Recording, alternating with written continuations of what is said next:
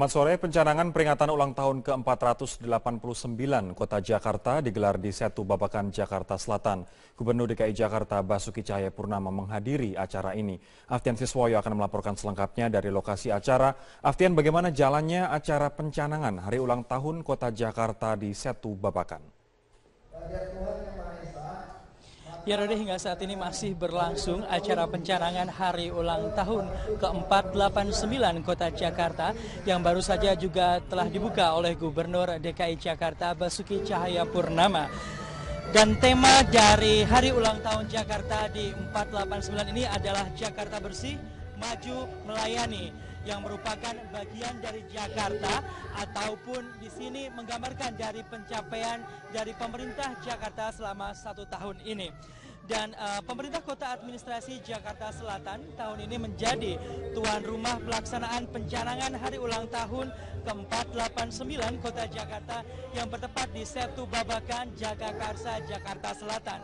Dan hari ini tentu saja berbeda dengan tahun-tahun sebelumnya. Apabila tahun-tahun sebelumnya pencanangan dilakukan serentak di 6 kota dan juga kabupaten yang ada di Provinsi Jakarta, tahun ini pencanangan dilakukan secara terpusat, yaitu di Setu Babakan di Jakarta Selatan. Dan memang berdasarkan informasi yang kami peroleh dari panitia hari ulang tahun Jakarta ke-489, mengatakan bahwa lokasi pencanangan hari ulang tahun Kota Jakarta ini memang dilakukan secara bergantian, dan tahun ini pencanangan dilaksanakan di Jakarta Selatan. Meskipun demikian, rangkaian acara maksud kami dari hari ulang tahun Jakarta ke-489 ini tetap diadakan di kota-kota lainnya ataupun di wilayah lainnya di DKI Jakarta, seperti di Jakarta Timur, Jakarta Utara, Jakarta Pusat, dan juga di Jakarta Barat. Ya Rory, demikianlah informasi yang dapat kami sampaikan. Kembali ke Anda.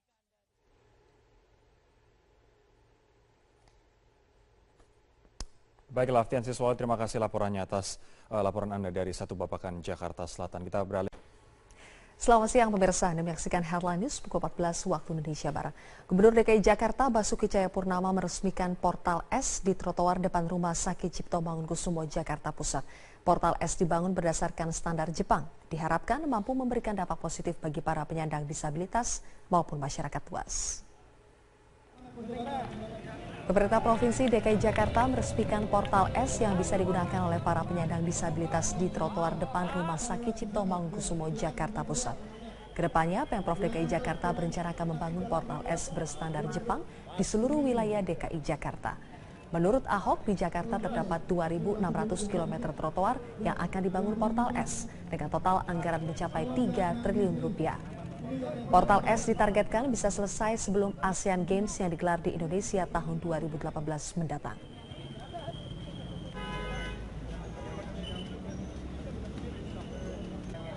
Jadi kalau kota manapun tidak bisa menyediakan yang ramah disabilitas, dia nggak boleh disebut kota sebetulnya. Ya itu seperti itu. Jadi dari bus sampai trotoar sampai toilet semua ramah disabilitas. Nggak ada toleransi. Nah itu yang kita canangkan sekarang di Jakarta. Dan untuk mengetahui bagaimana jalannya Teman Ahok Fair hingga sore ini, kita bergabung dengan Triad Nisha dari lokasi Teman Ahok Fair Pancoran, Jakarta. Nisha, berapa jumlah tiket yang sudah terjual dan jumlah KTP yang terkumpul di Teman Ahok Fair hingga saat ini? Ya Zilvia, semakin sore kita bisa lihat sendiri bahwa Teman Ahok Fair ini semakin ramai, dan saat ini sedang tampil di atas panggung ada Iis Dahlia ini untuk menghibur para teman Ahok maupun warga Jakarta yang datang ke sini untuk tidak hanya untuk memberikan dukungan melalui pemberi KTP, namun juga memberikan dukungan melalui dana dari harga tiket sebesar 35.000 yang dijual panitia atau yang dijual oleh teman Ahok untuk datang ke sini. Dan tadi berdasarkan informasi yang kami dapatkan dari panitia teman Ahok yang menginisiasi acara Teman Ahok Fair ini, mereka menargetkan akan hadir 10.000 orang selama 2 hari acara Teman Ahok Fair digelar, yaitu dari pada hari ini Sabtu 28 Mei dan Minggu 29 Mei 2016 ini mereka menargetkan 10.000 orang datang, dan pada hari ini setengahnya tadi sudah mencapai target informasinya. Ini sudah ada 5.000 orang dan ini tidak hanya orang baru saja yang pendukung Ahok yang baru, maksud kami yang datang ke sini dan kemudian memberikan KTP-nya di booth teman Ahok yang ada di sini, tapi banyak juga para pendukung Ahok yang sudah memberikan KTP-nya di sini, sehingga tadi ketika kami menanyakan berapa jumlahnya, ini ternyata belum dihitung Zilvia, karena ternyata cukup banyak juga. Tadi panitia juga sempat mengatakan sepertinya ini ada lebih dari 3.000 KTP baru yang datang ke booth teman Ahok di acara Teman Ahok Fair hari ini.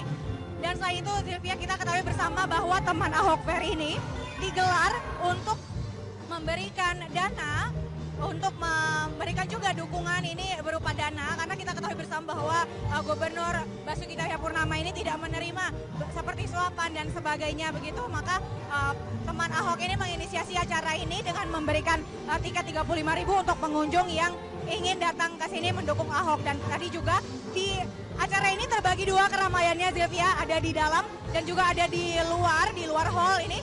Tadi banyak sekali warga yang menandatangani seperti ucapan dukungan untuk Ahok. Ada di sepanjang tembok di luar, tadi kita lihat Zilvia bisa lihat bersama-sama bahwa antusiasme masyarakat di sini begitu senang mereka untuk datang ke sini mendukung Ahok dengan cara memberikan KTP ataupun juga dengan membayar tiket seharga Rp35.000.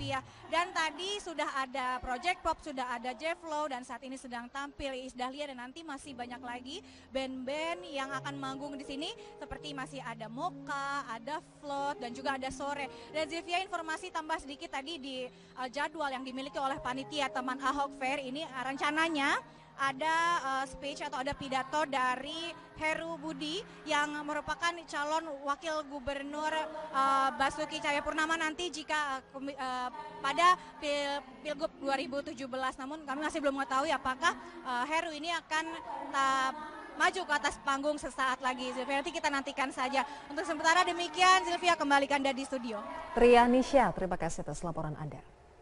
Ini adalah fenomena yang baru, mengumpulkan dana bottom up begitu dari grassroots akar rumput ke dalam sebuah wadah untuk salah satu kandidat. Bagaimana Anda menilai adanya inisiatif semacam ini? Ya, saya kira ini fenomena kampanye modern ya, di mana kemudian upaya-upaya untuk melakukan penggalangan dana itu dilakukan oleh publik.